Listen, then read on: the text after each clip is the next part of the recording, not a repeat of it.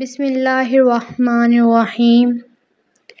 ایک شخص رسول اللہ صلی اللہ علیہ وآلہ وسلم کی خدمت اقدس میں حاضر ہوا اور اس نے عرض کیا کہ یا رسول اللہ، اللہ کی راہ میں لڑائی کی کیا صورت ہے؟ کیونکہ ہم میں سے کوئی غصہ کی وجہ سے اور کوئی غیرت کی وجہ سے جنگ کرتا ہے۔ تو آپ صلی اللہ علیہ وآلہ وسلم نے اس کی طرف سر اٹھایا اور سر اسی لیے اٹھایا کہ پوچھنے والا کھڑا ہوا تھا۔ پھر آپ صلی اللہ علیہ وآلہ وسلم نے فرمایا، جو اللہ کے کلمے کو سر بلند کرنے کے لیے لڑے وہ اللہ کی راہ میں لڑتا ہے۔ صحیح بخاری حدیث نمبر 123۔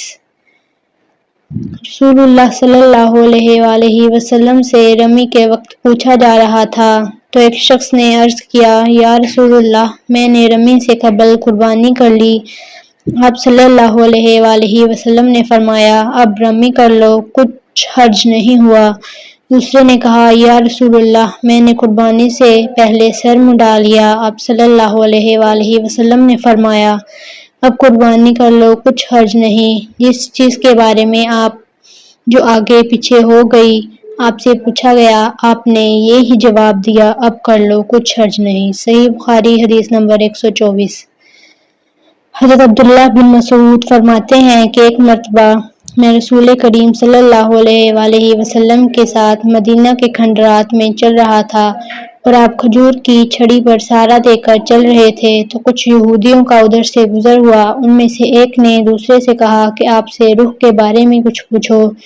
ان میں سے کسی نے کہا، مت پوچھو، ایسا نہ ہو کہ وہ کوئی ایسی بات کہہ دیں جو تمہیں ناگوار ہو۔ مگر ان میں سے بعض نے کہا، ہم ضرور پوچھیں گے۔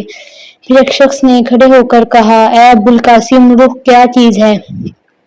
آپ صلی اللہ علیہ وآلہ وسلم نے خاموشی اختیار فرمائی۔ میں نے دل میں کہا، آپ پر وحی آ رہی ہے، اس لیے میں کھڑا ہو گیا۔ جب آپ سے وہ کیفیت دور ہو گئی تو آپ نے قرآن کی یہ آیت جو اس وقت نازل ہوئی تھی تلاوت فرمائی، اے نبی، تم سے یہ لوگ روح کے بارے میں پوچھ رہے ہیں، کہہ دو کہ روح میرے رب کے حکم سے ہے اور تمہیں علم کا بہت تھوڑا حصہ دیا گیا ہے، اس لیے تم روح کی حقیقت نہیں سمجھ سکتے۔ اعمش کہتے ہیں کہ ہماری قرأت میں وما اتوا ہے اور وما اوتیتم نہیں۔ صحیح بخاری حدیث نمبر 125۔ بسم اللہ الرحمن الرحیم۔ رسول اللہ صلی اللہ علیہ وآلہ وسلم نے ایک مرتبہ ارشاد فرمایا تھا کہ اے عائشہ، اگر تیری قوم قریب نہ ہوتی۔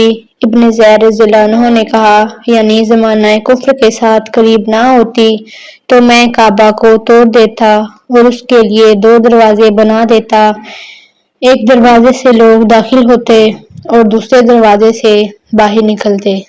بعد میں ابن زبیر نے یہ کام کیا۔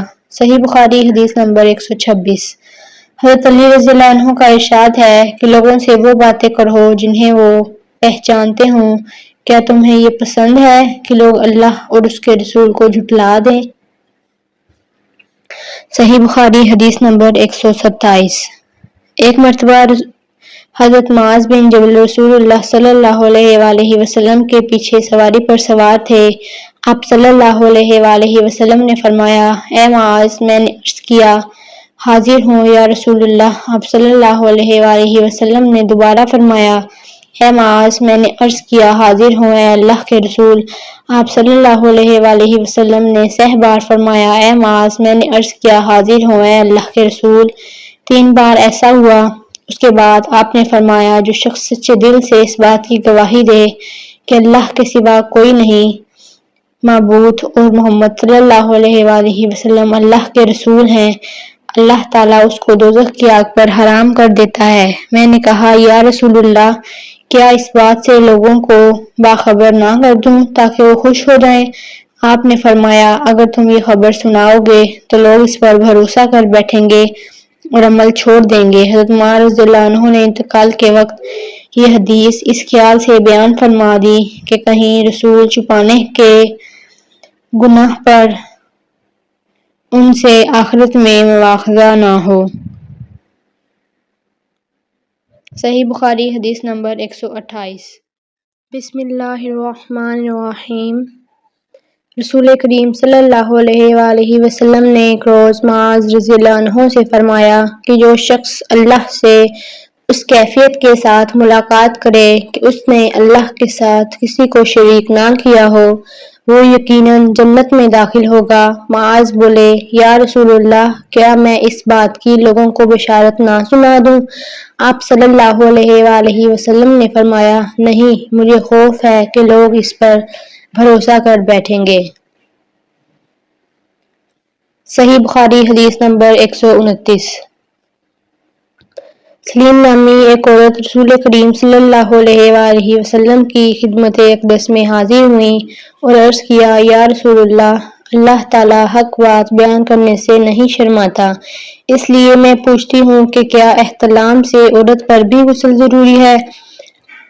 آپ صلی اللہ علیہ وآلہ وسلم نے فرمایا کہ ہاں، جب عورت پانی دیکھ لے یعنی کپڑے وغیرہ پر منی کا اثر معلوم ہو تو یہ سن کر حضرت ام سلمہ رضی اللہ عنہ نے شرم کی وجہ سے اپنا چہرہ چھپا لیا اور کہا یا رسول اللہ کیا عورت کو بھی احتلام ہوتا ہے؟ آپ نے فرمایا ہاں، تیرے ہاتھ خاک آلود ہوں پھر کیوں اس کا بچہ اس کی صورت کے مشابہ ہوتا ہے، یعنی یہی اس کے احتلام کا ثبوت ہے۔ صحیح بخاری حدیث نمبر 130۔ رسول کریم صلی اللہ علیہ وآلہ وسلم نے بیان فرمایا کہ درختوں میں سے ایک درخت ایسا ہے جس کے پتے کبھی نہیں جھڑتے، اس کی مثال مسلمان جیسی ہے، مجھے بتلاؤ وہ کیا درخت ہے؟ تو لوگ جنگلی درختوں کی سوچ میں پڑ گئے اور میرے دل میں آیا کہ میں بتلا دوں کہ وہ کھجور کا پیڑ ہے۔